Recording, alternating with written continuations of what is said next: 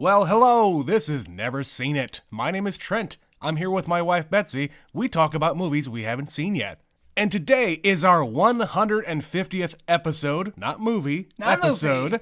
And it's apparently become a tradition on Never Seen It to watch a Kevin Smith movie every 50 episodes. It's just how it worked out. The first two were an accident. This one's more intentional.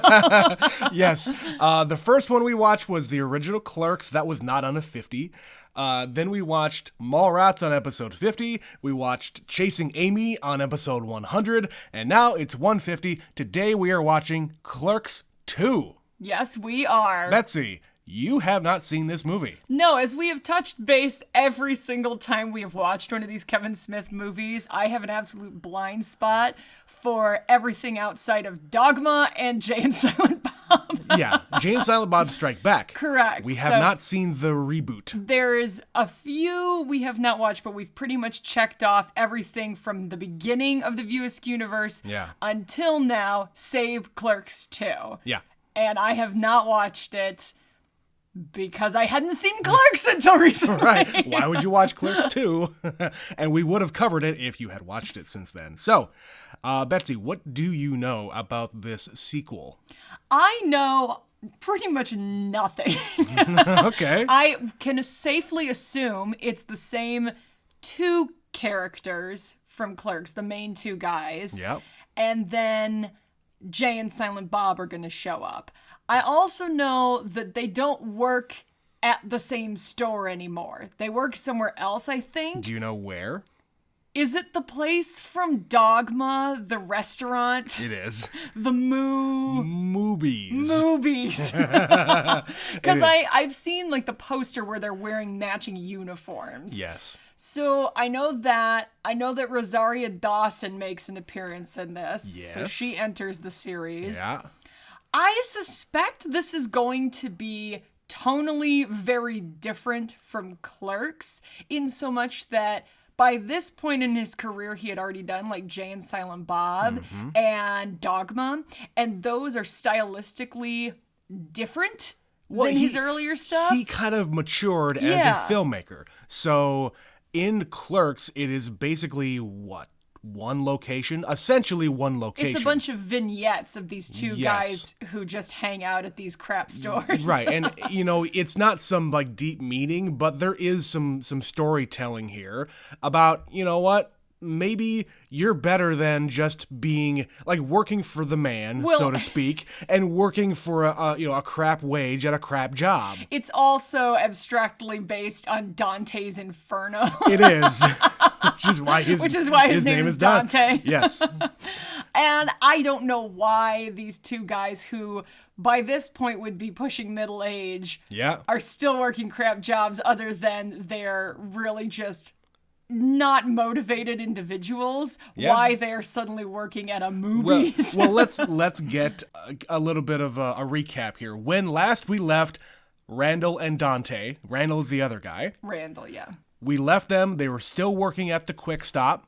And the video store. Dante was in a weird love triangle between his then girlfriend and his previous girlfriend, who had came back into his life. I don't even remember that piece. Man. Maybe you should have re-listened to our Clerks episode. It's too late now, Trent. But anyway, so that's why we're doing the recap. So that was the whole thing. We're not going to have to address that here, but it essentially ends the same way it started.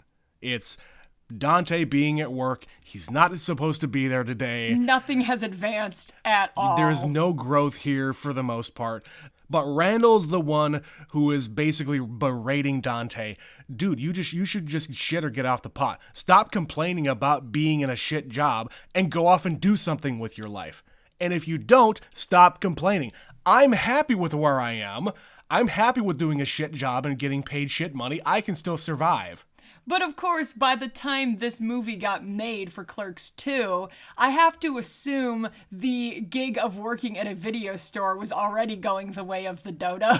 Yeah. Even though this was like early 2000s, they weren't long for this world. This was mid 2000s. It was 06. Still, they were going the way of the dodo. Yeah. So especially like a locally owned video store like this was, much like the Quick Stop was, it was a locally, it wasn't like bought out by a big conglomerate like most like mom and pop like convenience stores and gas stations and stuff like that all get bought out. And I suspect the Quick Stop is still there. He's just moved on to a different stupid job for his stupid little life.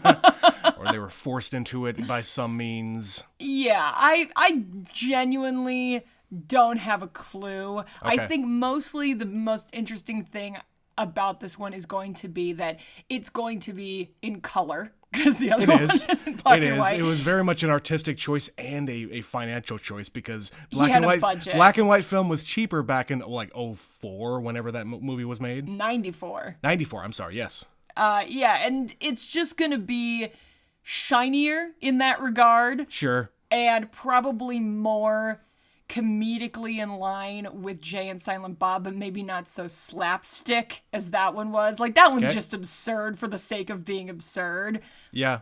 So I think it's going to fall somewhere in the middle. It's going to be a Kevin Smith movie. It's going to be a lot of dialogue, people just talking at each other and thinking about and talking about certain things. There is a loose plot here. There is some advancement here, but again, it's a Kevin Smith movie. Advancement is a very generous term for his characters. They tend to end up pretty much where they started. So it's just some history with me. I have seen this movie. I've seen it many, many times, much like the original Clerks. I saw this in the theater. Did you really? I did. I went out with this girl who I had a loose acquaintance, let's just say a loose friendship / I don't know if we were dating or not. It was a weird kind of a thing. But we ended up going to see Clerks in the theater. I don't think she was very much into it. And I didn't really know what to think of it at the time because it was very different than what I was used to out of Kevin Smith when it comes to, especially compared to the original Clerks. It kind of morphs into whatever his modern sensibilities were in 2006 when this came out. And that's kind of the vibe I've gotten. I've not watched this movie, but I've watched you watch this movie. So I've seen like a minute here or 2 minutes there out of context completely. So I have no idea, no point of reference for what was actually going on. And I don't remember the scenes. Mm-hmm. I just know because there are some scenes, Betsy. Just because he's got this whole universe and I've seen enough at this point, I sort of know what to expect. I think my expectations are going to be a little different than yours were when you saw this in the theater because I know that his whole thing has changed slightly since his earlier movies. Yes. But yeah, Betsy, let's go and watch the sequel to Clerks, Clerks II. We'll be right back.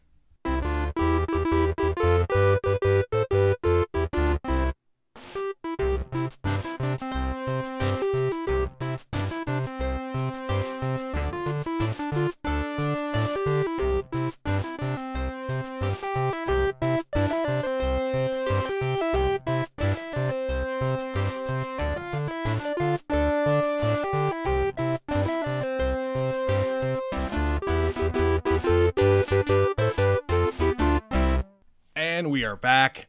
That was the sequel to Clerks, Betsy. Wait, this was a sequel to the first Clerks? It's the 2. Is that why it's called Clerks 2? That's what I mean. That's what that means. It's a sequel. Oh, okay. What'd you think of that one? You know, there was one thing I knew about this movie distinctly before I walked into it, and it was that there's a donkey show.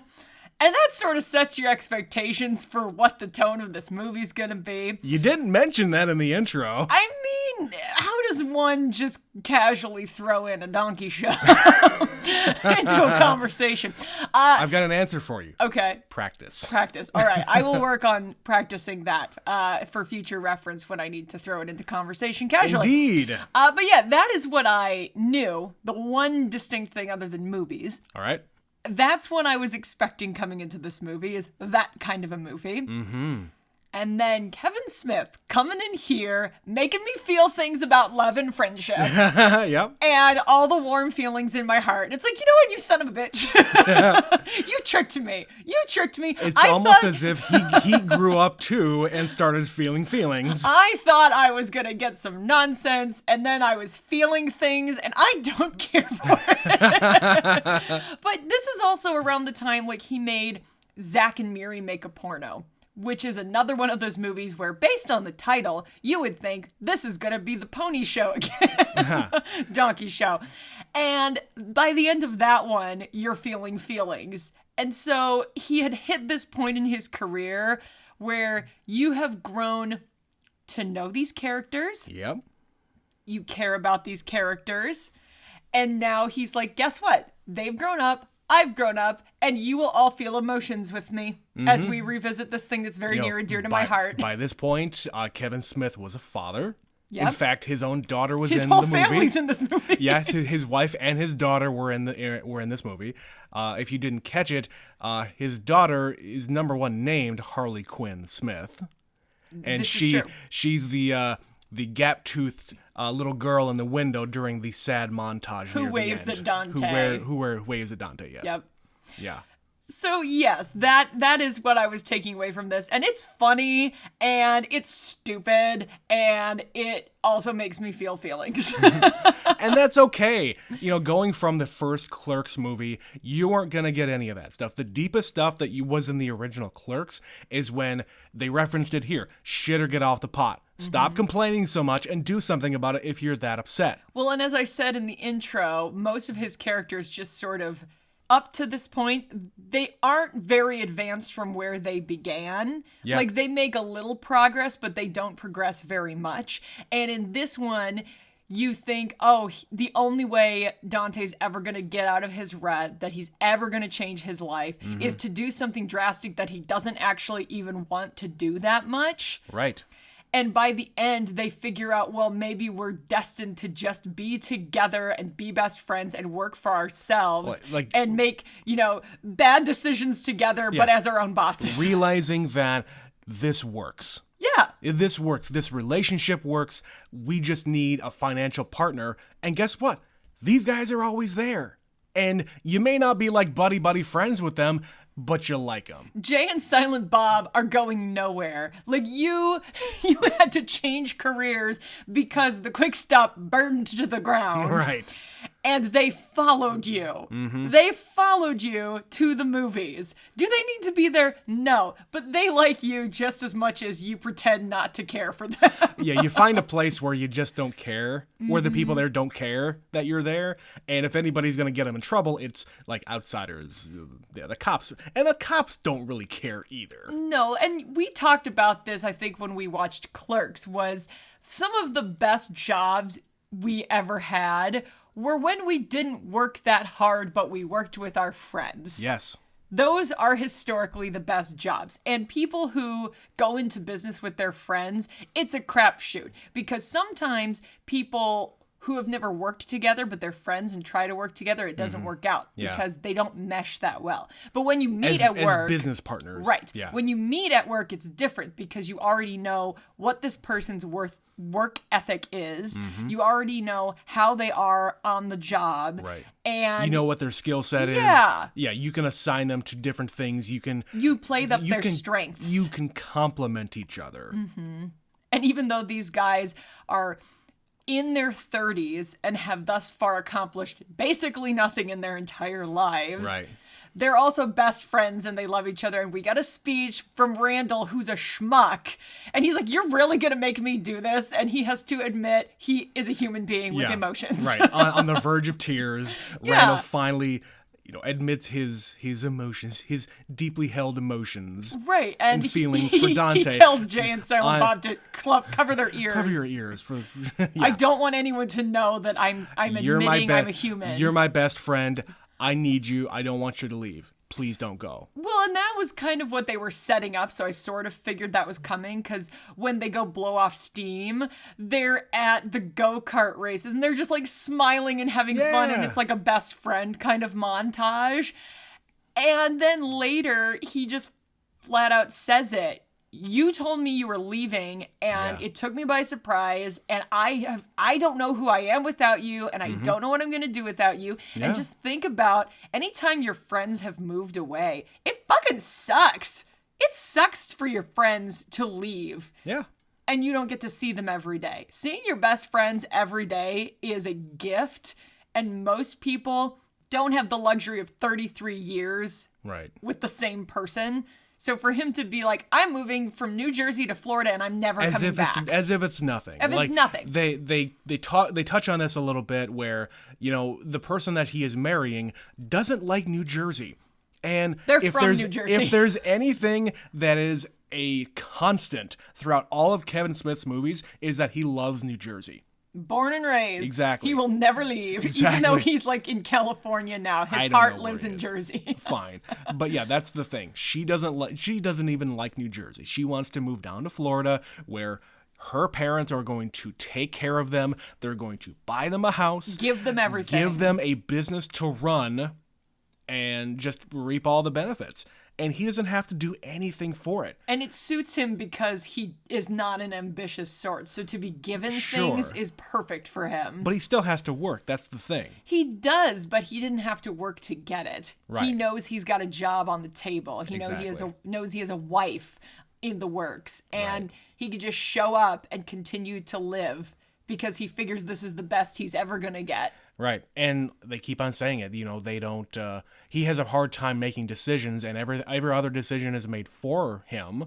Like his fiance is like choosing a date, choosing where they're going to live. Didn't even like not tell allowing, him. Not allowing them to get an apartment first. They have to go and live with her parents. And I'm sure that's not something he wants to do. No, nobody really deep down wants to live with their parents for that long. Like, it's Yeah. one thing as a temporary measure when you're just getting settled and maybe the house isn't ready. Yeah. But for an extended period, especially for people he probably doesn't know or Right. doesn't know very well. Right. Yeah. So like that whole scenario it doesn't hit home for me, but I think the idea that you're just given this stuff, but you are a blue collar guy through and through. Like, I work for my money, no matter how little money that is, I work for my money. I work for all this stuff. Everything that I have is mine. He wasn't even supposed to be there today. But he keeps on going through it. Yep. So, yeah, I'm with Dante here, where fuck that. I don't care if you're gonna give me some money, or not even money. It's like giving me this thing Position. that you're just positioning me as this person that you want me to be. I'm not that guy. So I'm not gonna go off and do that. But again, because he's so down on himself, Yeah. he is a piece of crap, and I've never done anything with myself, and I'm never going to get out of this, that he just goes along for the ride, and it takes somebody just kind of accepting him for him. It's all the people who accept him for him around him that Yeah. convince him to finally stay. Yes. But it's not without some work. Oh They boy, have is to there some work there. They have to work a lot to get him to stay. And to talk about the actual like format of the movie, like this is similar to Clerks in that it takes place in one day. Yep. And there's similar scenes, like there's the weird customers who come in and Yep. they have very poor customer service interactions with them. And you've got the cast of characters. Ben Affleck shows up in a scene just as some random guy. Jason Lee shows up in his full "My name is Earl" looking mustache Yeah, the and mustache, hair. the hair, everything is that, yeah. So he shows up as some character we've never heard of before. Scott Mosier, you said, shows up, his producing partner. Yeah, Scott Mosier is the guy who's like covering his daughter's face. It's like don't look at his wee wee. That's Scott Mosier. He has helped produce all of Kevin Smith's movies. They're like best friends. So you've got all those people who show up, the regular cast of characters. There's the scene where they go up on the roof. Yep, there's a scene They on the gotta roof. get on the roof of the building. Yep. Jay and Silent Bob dance. They have their boombox out They front. have their They boombox. dance. They deal the drugs to random people. They tee up the moment for Bob to spurt some words of wisdom, but he's just like, I got nothing. This is the one time that you guys got to figure this out. I got no words of wisdom here. They don't need Bob to spout the words of wisdom in this because already know it. they get it. They get there themselves. Yeah. So when Bob just says, "Yeah, I got nothing," It works because he has one line, two lines. Yeah. They work it out amongst themselves without Bob. And in the end, it's exactly how it does kind of reset everything back to where it was at the beginning, where they're just two guys at the quick stop working. But they're adults now. They own the joint. It's everything their they do, quick stop. it is theirs. Yeah. They can open it, they can close it, they can work 12 hours. They can hire people, they can not hire people. Yep. They hired the little schmuck from the other place to work at the video store, which, again, as I prefaced, I don't think they would keep it open for very much longer after this movie. Well, Betsy, we're about to find out because Clerks 3 is right around the corner. It's coming out in like a month and a half. It's next month. It's in September. Yeah, very soon. So let's actually go through the movie here and just talk about the beats going forward, because I have seen this movie many times. I have thoughts about everything. So we start the movie off. It's in black and white. Of course. So the movie starts exactly the way the other one starts, with Dante coming to work and unlocking the little padlock, but instead of opening it or it being jammed, there's a fire. There's a raging fire inside. And he closes it and then reacts. And then he opens it again, and he has to call the cops. And then it cuts to color. So we go from the old Clerks to here we are now. And that's you how got they kind of set up faked the out by movie. that, because when it first started, everything was in black and white, and you're like, what's going on here? It's like, oh, okay. Oh, okay. But I figured there's got to be some catalyst, as I said, for why this happens. And I was wrong. The quick stop is not still open and functioning. He did not quit. It burned to the ground. Yeah. Because Randall, the idiot, left the coffee pot on again. And of course, Randall shows up just walking in like he would normally Completely do. oblivious. And that's the thing. I think that's why he chose to have it in black and white, is because they've been doing the same thing for over 10 years. The routine has been there, and it will never, ever, ever change. Yeah. To the point that he walks into a burned building without even noticing something is unusual about that. Because he has to go into the convenience store to get the keys to open up the video store. Yep. And yeah, that's how it starts. And then they don't say how much later it is, but they mention it later. That now it's been about a year. It's been a year or so since this happened, and now they've been working at the movies. And Dante's going to be moving to Florida with his girlfriend. Yeah, that's kind of how we set everything up here. But of course, we get like the transition. So they're going to work the next day, and we find out it's Dante's last day at this new place. And from what I saw here, just think about where we started here with the original Clerks and all the other movies we've seen. Like, this is a legit, real intro sequence to a movie. You got the tracking shots of them in the car. You've got, the camera down on the ground with the car going through the leaves and whatnot. You've got him picking up Randall from Kevin Smith's real childhood home, by the way. The White House. The White House in the intro, that's where Randall lives. That's funny. I love that he just finds ways to shove his childhood stuff in there. Sure, because again, it's not autobiographical, but it's all coming from his brain. He filmed it where he could, which was where he lived. Yeah. And of course, while they're driving to work, they're showing all of these other fast food places. So there's like a McDonald's and a Wendy's, a Pizza Hut, and all these different places like the movies where these low-paid employees work these jobs they probably hate. Yeah. We said it before in the Clerks episode. We have worked jobs like this. But like you said, those jobs, you meet your best friends. And you have the best times while working there. You might hate the job itself, and I did, but... We said it in one of our recent episodes, like, you bond because you equally hate something more than you equally love something. It's mutual hatred. And I think, I was going to save this for the end, but the lesson here really is to find someone that is into the same kind of shit that you are. And in this case, it is...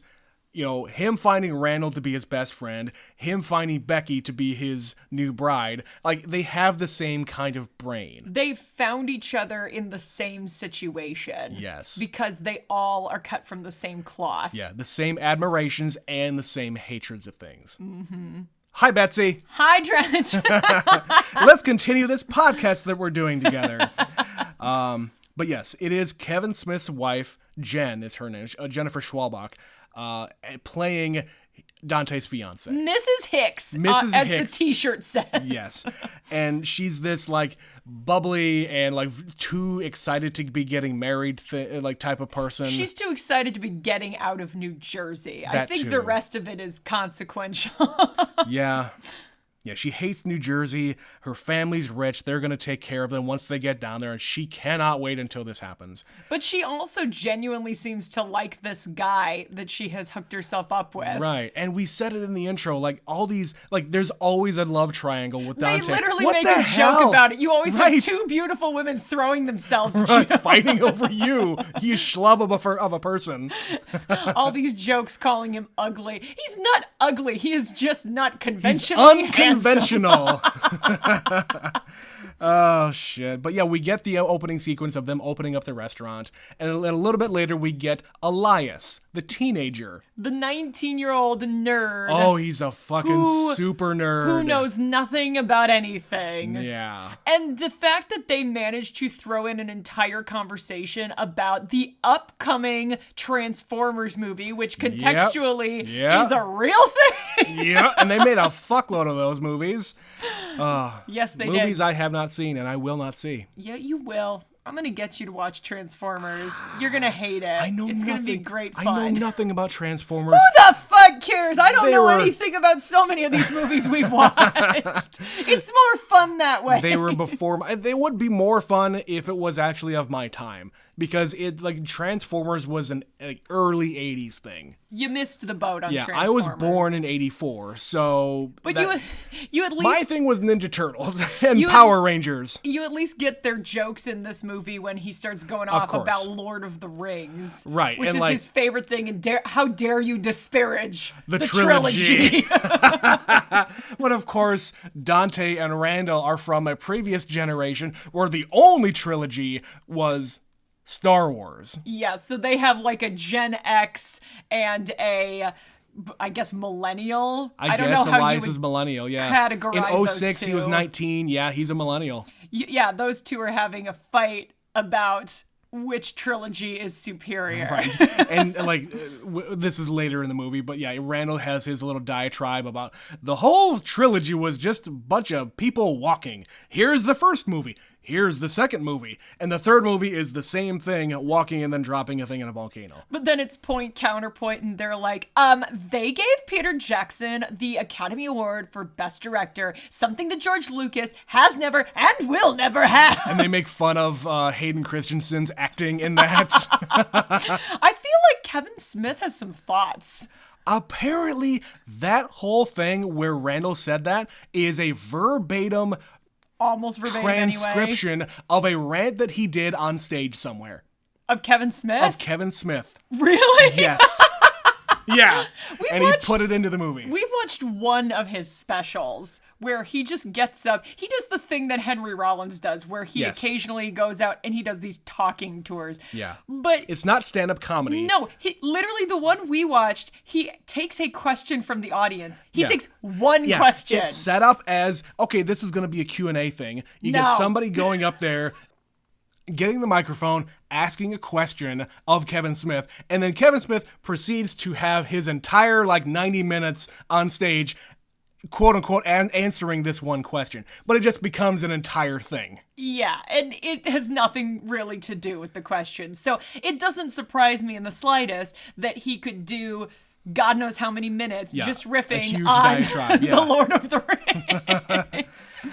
And then, going back to Elias, he is just like a mini nerdier version of who these two guys are because Sure. he's just working at the low-wage job. He's never done anything. He has a girlfriend, he says, but she has a troll that lives in her vagina, and that's why they can't have sex. A pussy troll A pussy troll named Pillow Pants. And they also haven't kissed because she has a troll in her mouth called Lister Fiend. Also, Lister Fiend. Lister Fiend. Oh boy. But Betsy, on her 21st birthday, the troll gets peed out of her. And then they can have sex. Absolutely. All believable things that this poor young kid And I love how buys the into. music kind of like comes down a little bit. And as Randall's listening to this, he's all ears. He wants to know everything that he wants to listen to every single word that comes out of this kid's mouth. I wasn't actually interested in any of this conversation, but now you've piqued my interest in a way that I must hear all the details. Yes, that's exactly what happens. Oh, you're totally right, Elias. Tell me more. Would you excuse me for a moment? Dante, I have to tell you everything. Yeah. And like he tells him, you know, when Dante leaves, it's just you and me, buddy. Who the hell else is going to be my best friend? You're going to be my new best friend, man. You gotta open up to me.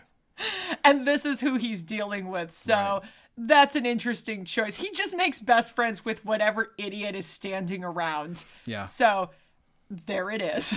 And you know, I would say that that's like a microcosm of Kevin Smith when he was that age, because I'm sure he was a super nerd and would talk to people Star about Wars, absolutely. comic books and Star Wars and whatever else. And like the adults around him would be just very dismissive of him. And yeah. Yeah, that little nerd, it to some degree is Kevin Smith. Well, he's like super Christian and like getting rides to work with his parents. And Yep. You know, we were there once. We weren't 19 when it was happening, but we were there once. I got rides from my dad to my first job before I had my own car. I think I was driving before I ever had a job. You also lived out of town. I did. Yeah, you couldn't really get to a job.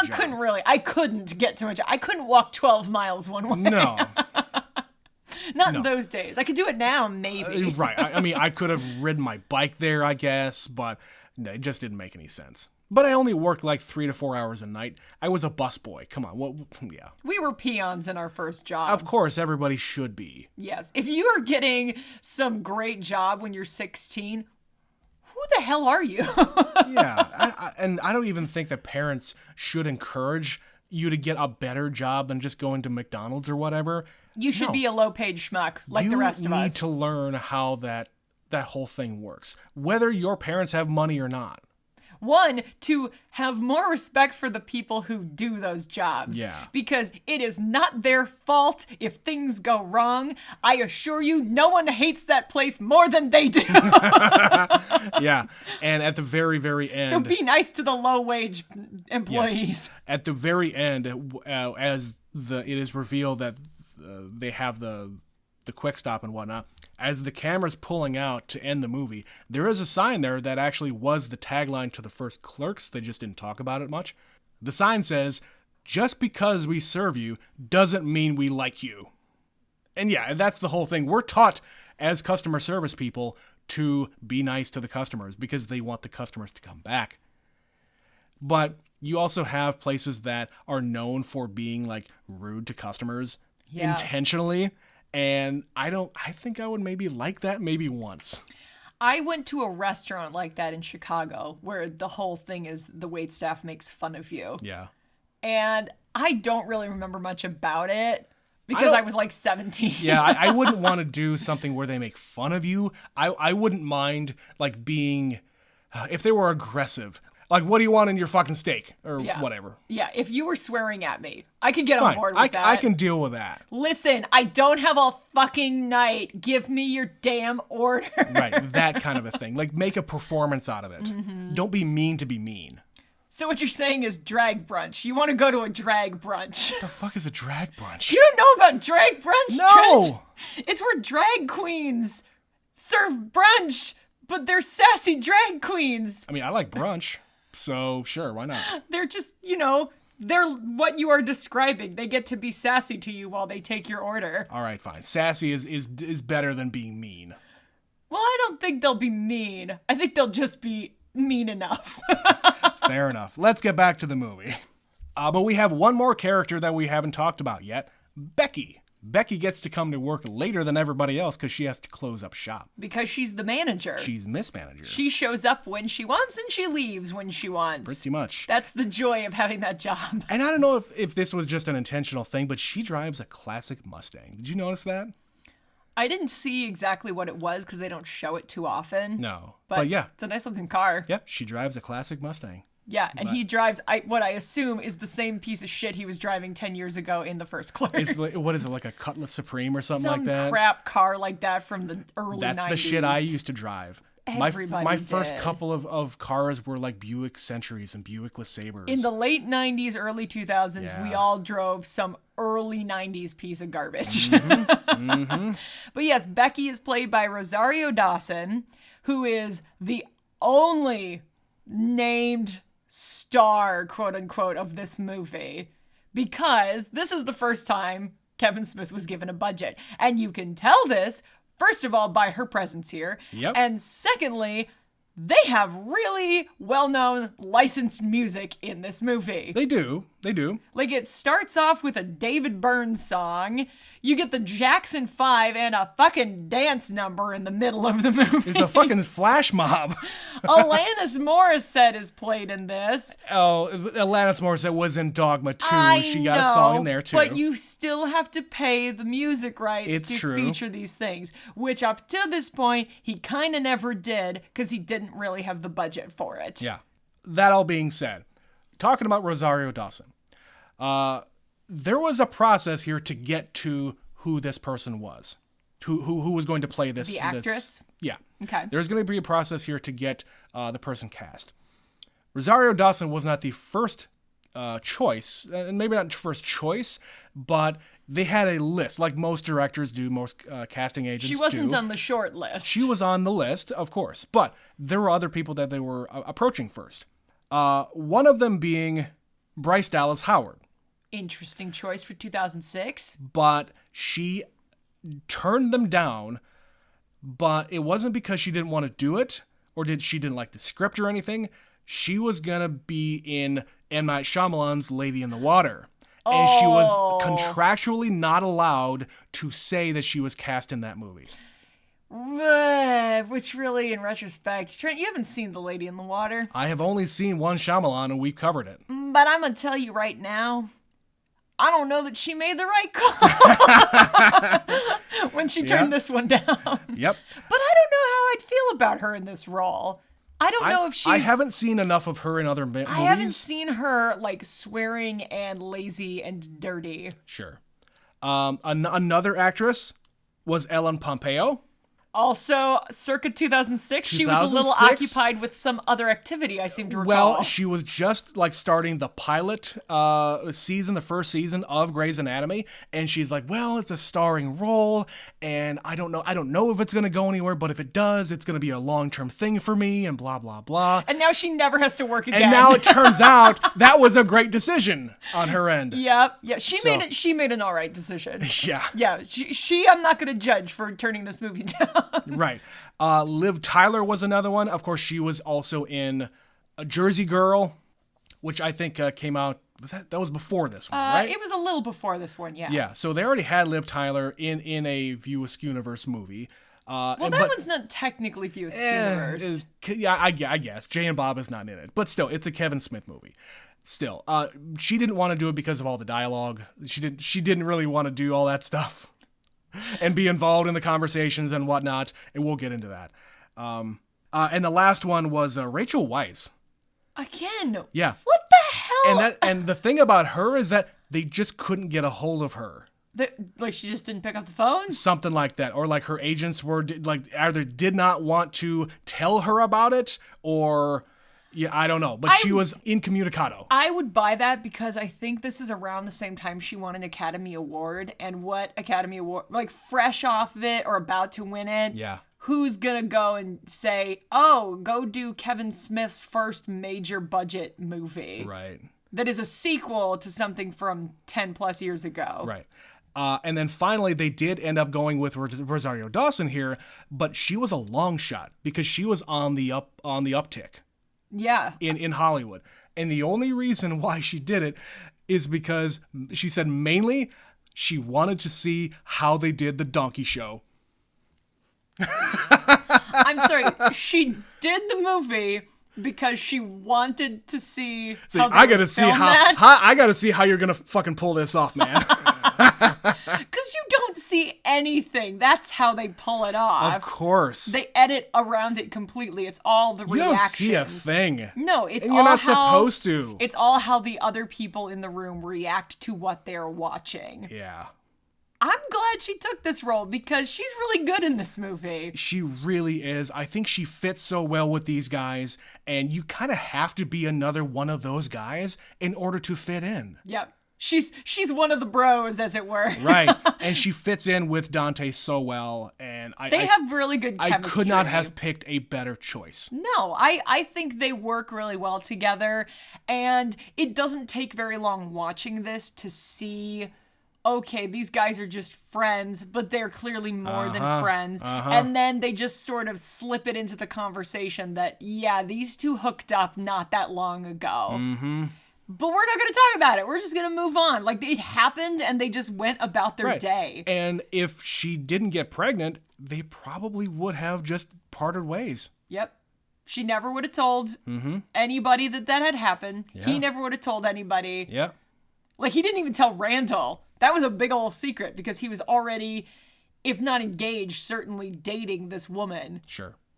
And maybe that was a result of that. Maybe they got engaged because of it.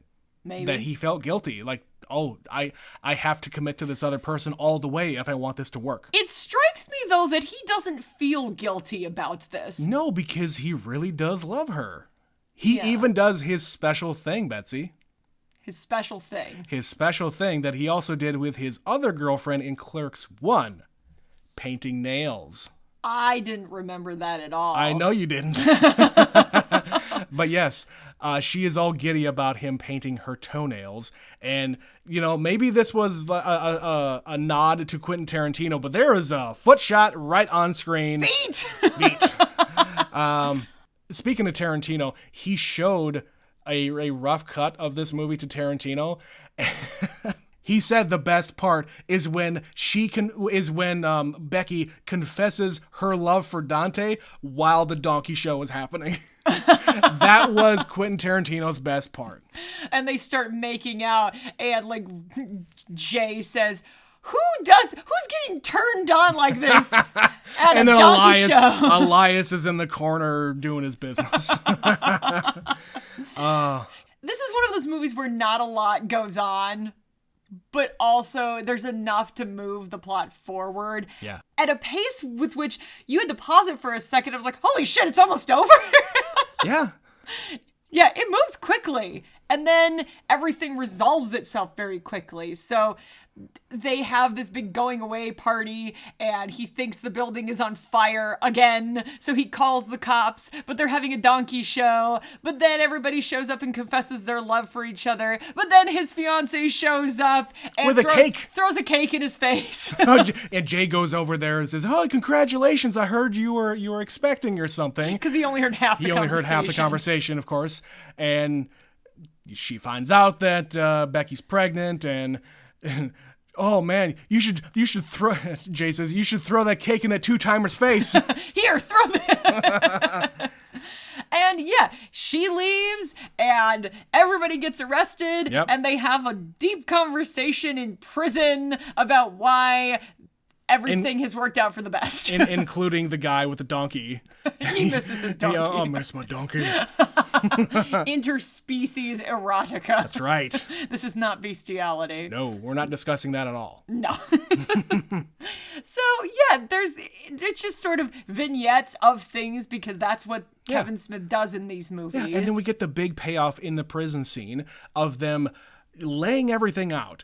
Because Randall says, you know what? Some of the best times in my life were with you at the convenience store and me at the video store. Yeah, and Dante had said earlier in the movie, come on, you don't miss this place. And at this point he says, I do. I really miss this place. I really miss that place. Yeah. Because of you, not because of the place. Yeah. But because he got to just insult the clientele when he wanted to. Yeah. And he got to fuck around with his best friend all watch day. Movies and all watch day. Movies. Yeah.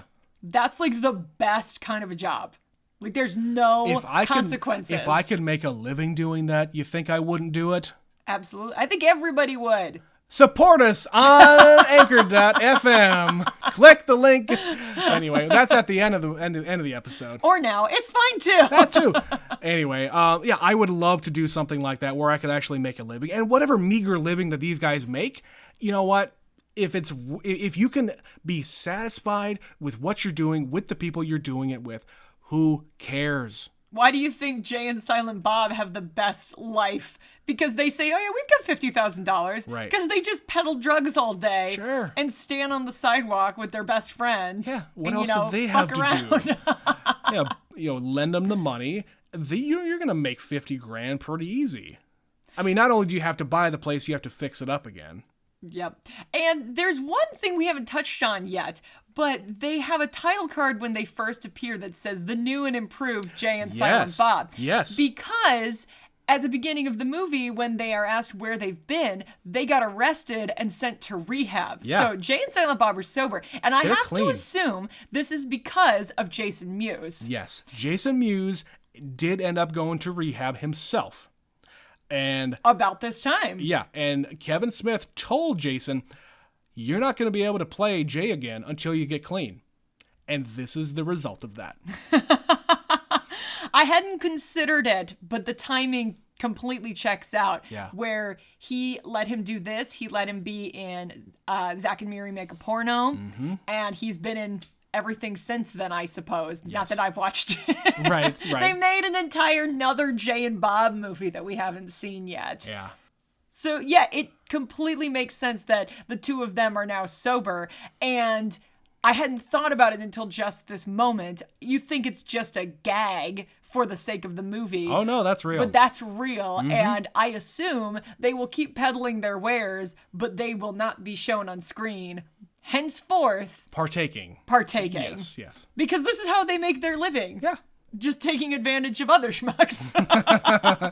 And they Yes. make good money doing it too, which is why they say, we'll give you the money, but we get to hang out there as much as we want and you don't get to call the cops on us. Right. And I wonder, like, in New Jersey, weed is legal now. So Interesting. Yeah. So I don't really know what the next couple of movies are going to be, because there's the Jay and Bob reboot and there's Clerks 3 coming very soon. I don't know how that's going to be. Like, I don't want to talk about those movies here right now, but, I'm very curious how they're going to react to that. How are they going to keep Jay and Bob being a thing? Because they have to keep on being a thing. That is fair. That is something I hadn't considered. Like, they don't really need to be there selling weed because everybody could do that. It also just became legal this year, so I'm sure that's part of it. It might predate it, or it's part of the story. Or maybe they moved on to something else. Maybe they're way into vaping now. Who the fuck knows? Anyway, so that's pretty much all we got about Clerks 2. Betsy, just to give our audience a tease, what do you think Clerks 3 is going to be about? I have no idea, because of course we end the movie with Dante goes back to the movies and he proposes to Becky, and she dives out the window of the drive-thru into the car. Yeah. And they get married and they have a baby, and they have reopened the Quick Stop. And it cuts back to black and white, and there's Kevin Smith's mom taking milk out of the cooler. Yeah, the milkmaid is back. So, I don't know. I really don't know. I would guess it maybe is advancing the story more in that he's got kids now. Think about it. It was 2006 when Clerks 2 comes out. Yeah. There's not a lot that happens between Dante and Randall that we know about, at least in the new Jay and Bob movie, because that's the only other one that we haven't seen. It's from 2006 to 2022. That's a big gap. That's 16 years. And assume he now has a teenage child. Right. So they could probably play with that to some extent. I am gonna guess again he's still working at the Quick Stop, because that's where we left him. Maybe he's expanded. Maybe he's finally grown as a person. Maybe they are exactly the same people their entire lives, and it's okay. Yeah, just having more and more commentaries about nerdy shit. That's the stuff I would look forward to. I'm sure there's going to be some Marvel shit in what here. What are we going to fight about? Are we going to talk about Marvel? Are we going to talk about, Because, The Marvel movies, like Game of Thrones. The MCU did not start until 2008. Game of Thrones didn't start until like Thrones, 2010. Yep. There's a lot of content that they could riff on. Is Elias going to show up and talk about all the Transformers movies? Maybe. There's like 6 of those now. Are we going to get some other schmuck to come and run the store for them? Yeah. There's a lot they could do there, because that's the thing about these characters. When it is a movie about the characters, it doesn't matter what the characters are doing. Yeah. That's why something like I made you watch Before Sunrise and then Before Sunset and Before Midnight. It's the same sort of thing. It's just 2 people at different points in their life with whatever's going on in their life at that moment. And I really liked that. And it's condensed to a time frame. So I'm going to take a shot in the dark and say Clerks 3 takes place in a day. Yeah, probably. The other 2 did. Why would he expand it now? I don't know. I've seen a trailer for that movie. I haven't watched it yet, obviously. I'm not going to say anything about it here. I'll watch it later. I only know a little bit about what that's going to be, but we will eventually cover Clerks 3. And Jay and Silent Bob reboot. And the reboot whenever we get to that too. I don't know if we're going to wait another 50 episodes for that, because probably not. That would be episode 200. And by then, Clerks 3 will probably be out of the theater, and I don't know. We'll figure it out. But yes, that is going to be the end of this one. Betsy, we have one email to read from Stephanie about a movie that has nothing to do with the View-Askew universe. But it's what we have, so here we go. Here we go. Stephanie sent us an email about a little movie called Paddington. Relevant to the conversation if you use your imagination. Donkey shows all over Paddington. Animals, bears, here we go. Oh Segue. My. From Stephanie, she says, "We finally watched Paddington. It was delightful. I had no idea what this movie was about. I was getting him mixed up with Corduroy and kept calling him a teddy bear. False, he is actually a bear. I had to really trick my daughter into watching it, but once the bears came on screen, she liked it. The movie held her attention off and on, as she mostly watches animated movies, but overall she loved Paddington the character. Yeah, I mean, anything like that where it's something you don't see every day. It's a cute, cuddly bear walking around and talking. It was a sweet movie. It was. I enjoyed that one immensely. Yes. Nicole Kidman was a fun villain. I did love the fact that everyone was just going along with a talking bear thing as if it's super common. The little hidden gems were so fun. Yeah, I like that. They just, as if it was fine. If it was just something you see every day, a talking bear in a subway. It's like watching the Muppet movies because they're all just okay with these puppets. That exist in reality and treat them like other humans. It's like the story that you told me about Michael Caine in the Muppet Christmas Carol. The only reason why he agreed to do it is if he could play it straight. He could play Scrooge the way he would in anything else. Against playing opposite people. Exactly. Yep, and that's how he treats a Muppet movie. Yeah. Which is why it's such a great performance. Yes. Same thing as in Paddington. Everybody just accepts that there's a talking bear. Yep. It is no big deal. Yep. She says, "Thank you for mentioning the beauty of a 90-minute film. This trend of kids' movies being 2 hours or more and more adult movies being 2.5 hours is ridiculous." Yeah, I'm real sick of it. And I don't know why that is. Is it it's because... It's a more recent thing, too. It is. It is a more recent thing. And is it the fact that, CG is so much cheaper to do and you don't have to pay actors to really do a lot of that stuff? You just have to pay for the CG houses to produce it? I don't know. And you can just add more runtime to it because it's cheap? I don't know. It doesn't always feel necessary. And especially for a kid's movie, like, for God's sake, oh, yeah. Children have a limited capacity to sit there for 2 hours. Yeah, adults do too. Give the parents a break. There's a reason all of the kids' movies from when we were young and growing up are like 75 minutes. Yeah. Maybe. Like a movie that came out in 2000, I think. The Emperor's New Groove is like 80 minutes. I fucking love that perfect movie. It's so good. Boy. She says, Aunt Lucy is Professor Umbridge in Harry Potter. She is worse than Voldemort. I have heard this from the Harry Potter fans. Yes. I've seen the Harry Potter stuff, and yeah, she's terrifying. Oh, if only we had saved those. If only we had known we were going to do a podcast. That and the Midnight Trilogy. Yep. I also love that Aunt Lucy went off to the home for retired bears. And it's a real thing. It's not just something that you're, we sent the dog upstate and really to a farm upstate. To a farm upstate, yeah. No, it's a real house. It's a real place. A real home for retired bears. Yes. And to end here, the whole movie is chock-a-block, full of cuteness and charm.